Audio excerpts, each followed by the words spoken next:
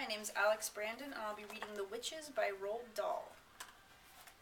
Very slowly, the young lady on the platform raised her hands to her face. I saw her gloved fingers unhooking something behind her ears, and then she caught hold of her cheeks and lifted her face clean away. The whole of that pretty face came away in her hands. It was a mask. As she took off the mask, she turned sideways and placed it carefully upon a small table nearby, and when she turned round again and faced us, I very nearly screamed out loud. That face of hers was the most frightful and frightening thing I have ever seen. Just looking at it gave me the shakes all over.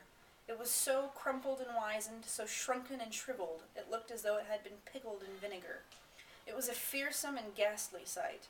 There was something terribly wrong with it, something foul and putrid and decayed. It seemed quite literally to be rotting away at the edges, and in the middle of the face, around the mouth and cheeks, I could see the skin all cankered and worm-eaten, as though maggots were working away in there. There are times when something is so frightful, you become mesmerized by it and can't look away. I was like that now. I was transfixed. I was numbed. I was magneted to the sheer horror of this woman's features. But there was more to it than that. There was a look of serpents in those eyes of hers as they flashed around the audience. I knew immediately, of course, that this was none other than the Grand High Witch herself. I knew also why she had worn a mask. She could never have moved around in public, let alone book in at a hotel with her real face. Everyone who saw her would have run away screaming.